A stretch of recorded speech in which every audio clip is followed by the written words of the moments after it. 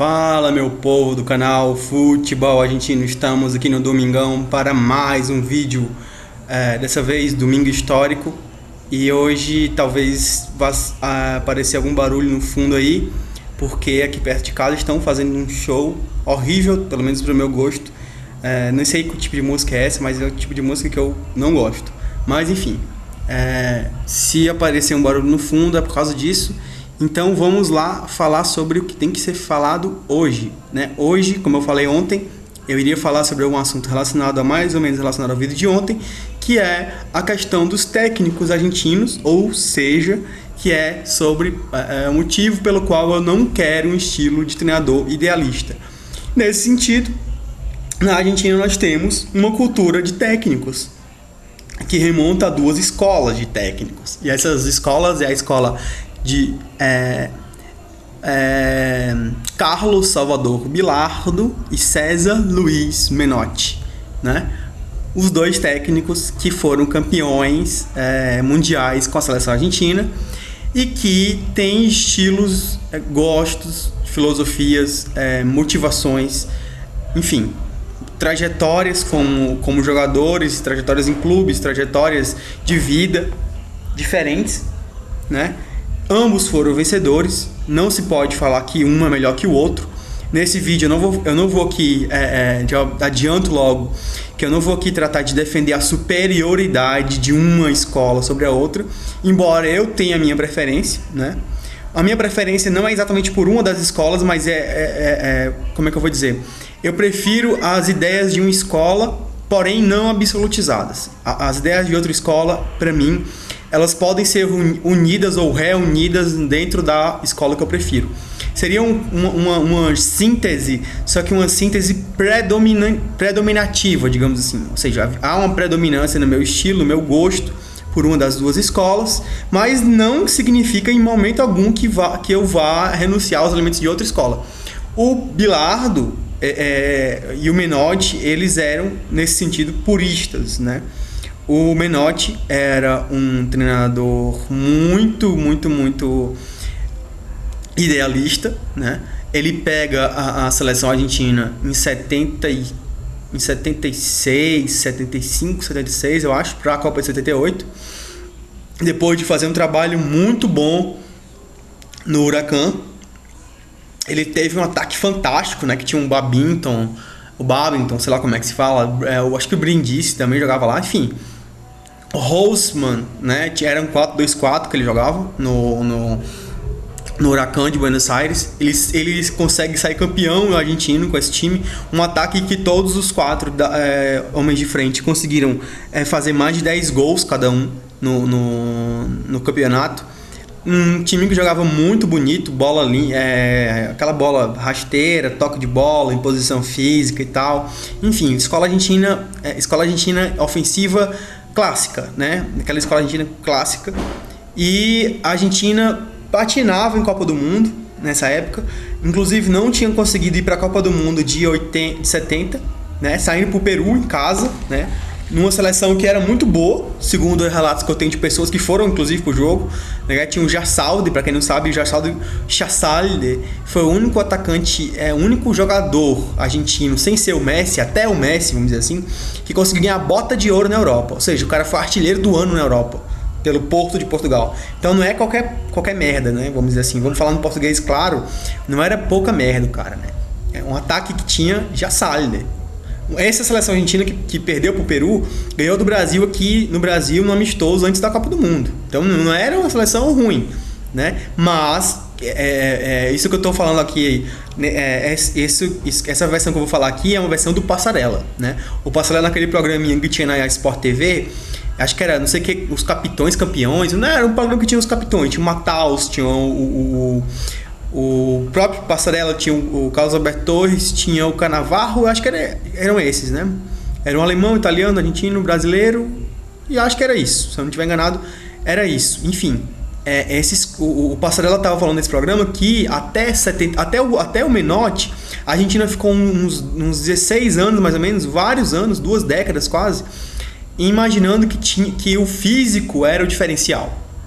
Então se apelava muito ao físico e muito pouco ao técnico. Já o Menotti tinha a tese ao contrário. Ele sabia que, assim, o físico não podia ser desgastado, ou melhor, não podia ser ignorado, né? Não é desgastado, ignorado. Você tinha, sim, que ter preparação física, mas se você não se impusesse tecnicamente, que era o que propriamente o sul-americano tinha de melhor, você iria nivelar por baixo, no físico. E o Passarella mesmo falou que o Menotti fazia seleções locais, testava os jogadores locais em vários torneios, só jogadores de ligas menores, inclusive, vários jogadores não faziam seleção só, ele tinha 3 ou 4 seleções, onde ele ia rodando. Pra você ter uma ideia, o Menotti tinha um gosto tão peculiar que o Maradona já tinha, assim, já estava estourando, já tinha nível para a seleção argentina, e ele não chamou o Maradona para a Copa do Mundo. Né? Outro nome que ele não chamou também, que estava no auge dele, era o Botinho. O Ricardo Henrique Botinho do Independiente tinha ganhado 4 Libertadores, tinha triturado o River Plate em 78, né? Em 77 ele tinha comandado o título do Independiente contra o Talleres de Córdoba, acho que era de Córdoba, né? Enfim, ele tava jogando muito, né? Tava em altíssimo nível e ele preferiu o Valencia, que era o enganche do Talleres, e o Beto Alonso, que era o enganche do River Plate. Ele não chama o Bottini. Não tô aqui condenando o Menotti, tô falando que ele tinha um gosto peculiar, fato. Né? E outra, ele leva os 2 enganches, super enganches, né? Um do Talleres, e eram 2 muito bons enganches, né? Porque o Bottini não foi que eu tô falando que os caras são ruins, não. Só que o Bottini era melhor que os 2, isso é fato, não sou eu que tô falando. Qualquer pessoa que vive na época sabe. Enfim, ele usou o Kempes, pra quem não sabe, veja os jogos da Copa do Mundo de 78. O Kempes era o homem de armação, ele jogava com um plano de 4 zagueiros, 2 volantes, o Kempes atrás de 3 atacantes. E o Kempes, ele chegava de elemento surpresa na área. Ele não era aquele centroavantão, camisa 9, que chegava rompendo a defesa, ficava paradão lá. O Kempes, ele chegava por trás, né? Atrás dessa linha. Ele meio que transformava o sistema tático do time, modificava o sistema tático do time de um 4-2-1-3 para um 4-2-3-1, vamos dizer assim, né? Ele saía atrás da linha dos 3 e chegava a ocupar o canto de 9, só que ele sempre vinha de trás, nunca ocupando mesmo a área ali. Porque o Menotti, ele tinha essa ideia de ocupar espaço, posição, troca de posição, imposição de jogo. Não era um treinador de apelar pro físico. Se ganhou da Holanda, mas se ganhou da Holanda jogando bola, inclusive, né? Então o Passarella falou bem isso, que o Menotti ele vai dar esse giro, essa mudança no comportamento da seleção argentina, que deixou de ser físico e passou a ser mais técnico. Por outro lado,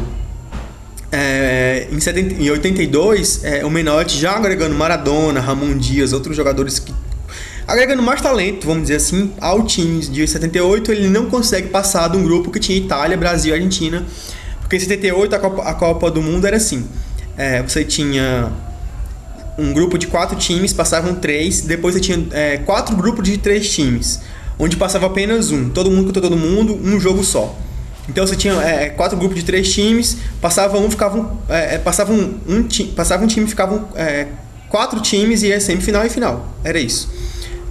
A Itália ganhou do Brasil e da Argentina nesse grupo e ganhou assim, né? Ganhou daquele jeito italiano de jogar. Tinha passado da fase de grupo com 3 empates, um modelo muito catenaccio, né, contra golpismo, e o Rossi tava pegando o ritmo de jogo, ele tava 2 anos ali, que ele tava 2 anos sem jogar, por causa daquele negócio da máfia, e daí quando ele vai pegar o ritmo de jogo contra a Argentina, basicamente, aí pega o Brasil, ele faz 3 gols no Brasil, pronto, a Itália engrena e vai ser campeão. Então depois disso, o Bilardo pega a seleção argentina, e o Bilardo pega a seleção argentina e modifica tudo. Primeiro que o Menotti, ele não tinha essa de colocar um jogador acima do grupo, né? O Menotti era um cara que adora grupo e não havia jogador acima do grupo. O Bilardo já chega e fala assim: meu time é Maradona e mais 10, Maradona é meu capitão, só o Maradona tem vaga cativa e todo mundo vai ter que brigar por vaga. A primeira coisa que ele faz é tirar o Passarella do time. O Passarella era o titular absoluto no time do Menotti, indiscutivelmente titular com o Menotti. O Passarella quase não vai para a Copa de 86. Ele foi assim quase que não vai. Aí depois o Menotti vai e arma um time lá cheio de invenções, tal, ninguém levava a sério. O Menotti é aquele treinador totalmente resultadista, que não tá preocupado em jogar bonito. Ele vai lá e ele monta um esquema tático da cabeça dele, explica, inclusive tem até um vídeo do Menotti, que é comentarista esportivo na Argentina hoje, ele explicando o esquema tático dele. É um negócio incrível, porque assim, ninguém leva o cara a sério, né? O pessoal, ele conta muito, ele é aquele cara que conta muito de piada, que faz um monte de piada, que fica fazendo, tirando as pessoas de tempo, e ele não fala sério quase nunca. Mas aí, quando ele vai falar sério, o Menotti pega, coloca lá, ele pega um quadro daquele imantado tático, ele bota lá a táticazinha dele, aí ele vai dizendo, esse fulano fazia isso, esse fulano fazia aquilo, o Beltrano fazia aquilo outro. Aí depois que ele fala isso, ele mostra, ele explicando para os jogadores, antes da Copa de 86, ele explicando lá no quadro também, com uma lousinha lá, essa lousinha de hoje, né, a lousinha de caneta, vamos dizer assim. E depois que ele explica para o jogador, ele pega e bota o vídeo do jogador fazendo o que ele disse. Ou seja, o jogador assimilou o que ele disse e fez o que ele disse. Um exemplo disso é o seguinte, o Menotti jogava com 3 zagueiros. Os alas do Menotti, que a gente vai chamar de ala aqui, eles chamam de meio-campista lateral, que é o meio-campista, um cara que joga no meio-campo, mas joga pelo lado do meio-campo. Você pensa que o meio-campista lateral do Menotti, ele é aquele ponta que fica pelo lado, indo e voltando, né? Não é esse cara. Ele fala o seguinte, ó, meu meio-campista é o seguinte, sem a bola você vem a culpa aqui o lado. Com a bola você pode afunilar, você pode fazer isso daqui, você pode até ir lá pro outro lado. Eles podem até se cruzar e fazer isso daqui. E ele mostra isso no vídeo claramente, nesse vídeo que eu vi. Ele mostra lá os meio-campistas dele indo lá pro outro lado. Os caras fazem assim, ó. Os caras simplesmente cruzam o campo, vamos dizer assim. Os caras cruzam o campo, assim, de um lado pro outro. O cara tá aqui na esquerda, né? Ele vai até a direita. O cara faz isso daqui, cruza o campo inteiro. Loucura. O cara, ele explica bem e ele ganha a Copa do Mundo, né? Mal ou bem, seja como seja, ele vai ganhar a Copa do Mundo. E ele vai de novo a uma final em 90 da Copa do Mundo. E aí, a escola dele é uma escola de resultado. E, assim, falando que as origens dele vêm do Estudiantes, que é um time tipicamente de tática, um time de posição física, um time de muita bola aérea, enfim, não é um time que prima pela técnica, vamos dizer assim, não é aquela escola argentina que prima pela técnica. E mais que isso, é um time onde os treinadores muito táticos, que pensavam, jogavam jogo a jogo e tudo mais, eles se notabilizaram lá. Então, o Bilardo é uma escola, a escola bilardista, vamos dizer assim, é uma escola de resultados. Mas não é simplesmente assim, resultado não quer dizer que você não possa jogar ofensivo, por exemplo. Você pode ser ofensivo. O que eles querem com o resultado é o seguinte, nós temos que pensar o time de trás para frente, ou seja, da defesa, primeiro a gente vai ter uma defesa segura, o meio campo tem que ser consistente e o ataque tem que ser matador e vertical. Você não vai ficar especulando, tocando bola, não sei o que, não.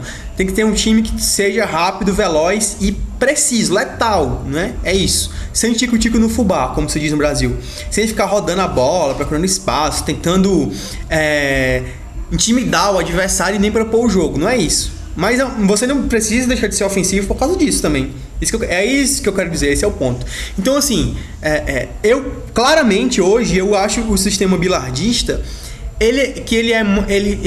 como é que eu vou explicar isso? Ele tem as condições, o ferramental de jogo dele, eu acho ele mais apropriado, inclusive para o futebol de hoje, onde você precisa ter um físico bom e você precisa também ser preciso. Você não tem tempo a perder. Isso que eu quero falar. Não há tempo a ser perdido hoje no futebol. De ficar rodando bola e tudo mais. O Barcelona não funcionou, o Bayern de Munique funcionou. Funcionou, é bonito, eu não estou falando que é bonito, eu não estou falando que é feio. Eu estou falando o seguinte, que aquilo ali funciona com jogadores acima da média, funciona com um técnico acima da média e funciona com jogadores que, além de ser acima da média, tenham que comprem a ideia do treinador deles. Isso não acontece sempre. Então, é basicamente isso. Eu acho que você pode unir elementos do menotismo, ou elementos do futebol ofensivo, futebol total, como queira. Mas eu prefiro, no geral, o bilardismo. Ficando por aqui, pessoal. Um abraço, até amanhã. Voltamos falando de notícias. Valeu!